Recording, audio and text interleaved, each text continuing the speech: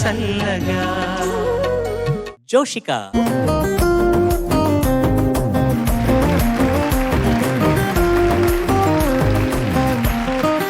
జోషిక ఏం పాడబోతున్నావు? జై చిరంజీవ. జై చిరంజీవ. ఈ సినిమా పేరేంటి? జగదేక వీరుడు అతిలోక సుందరి. దాని మ్యూజిక్ ఎవరు చేశారు? ఇళయరాజా గారు. పాడిన వాళ్ళు? ఎస్పి శైలజమ్మ. శైలజమ్మ పాడింది. ఓకే, రాసిన వారు ఎవరు? వేటూరి సుందర్ రామ్మూర్తి గారు. ఆల్ ది బెస్ట్, నన్ను బాగా పాడు. Thank you sir.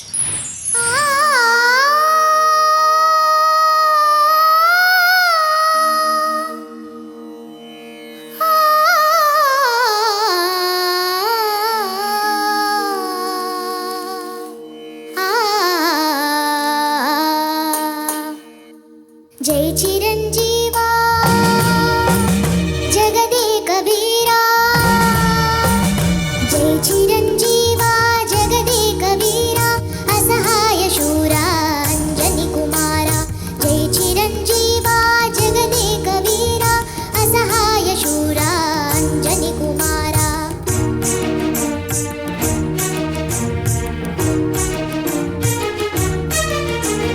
దీవించరావయ్య వాయు సంచార, రక్షించవేలయ్య శ్రీరామదూత.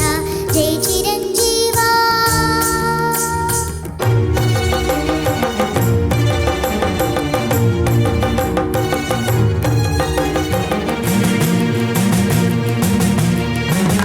వీరాంజనేయ సూరాంజనేయ ప్రసన్నాంజనేయ ప్రభాదివ్యకాయ. జై చిరంజీవా.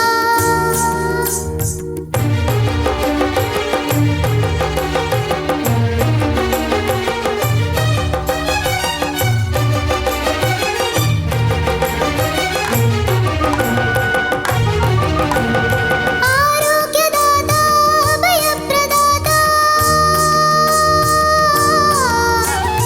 ఆరోగ్యదాత భయప్రదాత, ఉన్మాద భయజాడ్య పీడా నివార. సంజీవి గిరివాహ సానీరి సాహ, సంజీవి గిరివాహ సానీరి సాహ. జై చిరంజీవా జగదేక వీరా, జై చిరంజీవా జగదేక వీరా, జై చిరంజీవా జగదేక వీరా, జై చిరంజీవా జగదేక వీరా, జై చిరంజీవా జగదేక వీరా, జై చిరంజీవా జగదేక వీరా, జై చిరంజీవా జగదేక వీరా.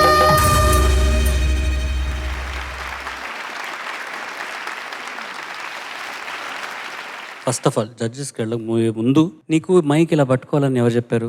అంటే సార్ చెప్పారు, మా మమ్మీ చెప్పారు. మమ్మీ చెప్పారా మైక్ ఇలా పెట్టుకొని పాడాలని చెప్పారా? ఓకే. లాస్ట్లో ఫినిషింగ్ అప్పుడు ఆ ఫేడ్ అవుట్ అప్పుడు మైక్ ఇలా తీసేయాలని కూడా చెప్పారా? ఆహా, చెప్పలేదు. ఎందుకు అడుగుతున్నా అంటే అంత మంచి మైక్ టెక్నిక్ ఉంది నీకు, బ్యూటిఫుల్గా ప్రాక్టీస్ చేసావు. Thank you sir. Well done. Chandrabose garu. Joshika, yes sir. నువ్వు బాగా పాడావు అనుకుంటున్నావా? నువ్వు ఎస్ సార్. నువ్వు అనుకున్నది నిజమే, బాగా పాడావు, థ్యాంక్ యూ సార్. చాలా బాగా పాడావు.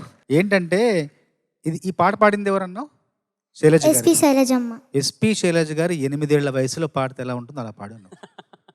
థ్యాంక్ యూ చాలా సార్. బాగా పాడావు. గొంతు చాలా బాగుంది నాన్న, థ్యాంక్ యూ సార్. చాలా గమ్మత్తుగా గొంతు చాలా విచిత్రంగా ఉంది, బాగా పాడుతున్నావు. Thank you so much. అసలు పాట ఎత్తుగడలోనే మేము అసలు మేమంతా కూడా నీకు ఫ్యాన్స్ అయిపోయాం. Thank you sir. జోషిక. నమస్తే సార్. నమస్తే అమ్మా. జ్ఞాపిక అంటే ఏంటి? తెలీదు సార్. జ్ఞాపిక అంటే ఎవరు? మా చెల్లి సార్. జ్ఞాపిక అంటే మీ చెల్లు, బట్ జ్ఞాపిక అంటే మీనింగ్ ఏంటి? మీనింగ్ చెప్పనా? చెప్పండి సార్. ఒక సంఘటన కానీ లేదా ఒక వ్యక్తికి సంబంధించి కానీ ఒక దేనికైనా సంబంధించి ఒక తీపి గుర్తుగా మనకి లభించే ఒక వస్తువు, ఒక అలంకరణ వస్తువు. అది ఏదైనా కావచ్చు, అది ఒక పెన్ కావచ్చు, పుస్తకం కావచ్చు.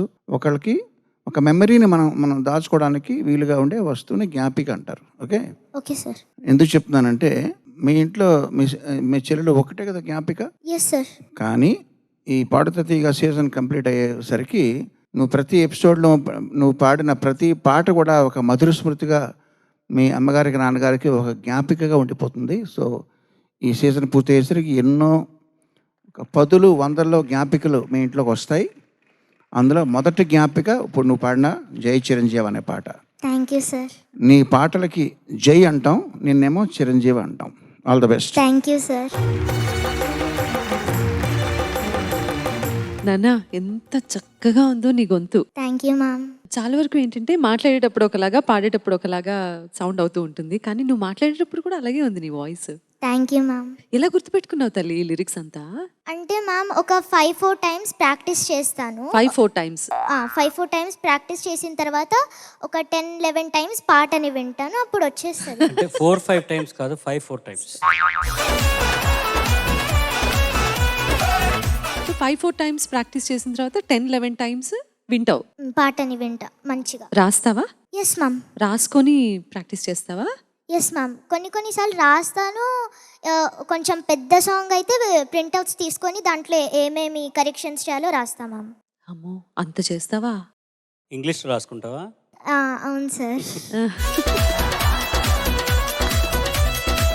కానీ చాలా స్పష్టంగా ఉంది నువ్వు పాడేది. స్పష్టత అంటే తెలుసా? తెలుసు మ్యామ్. అంటే ఏంటి?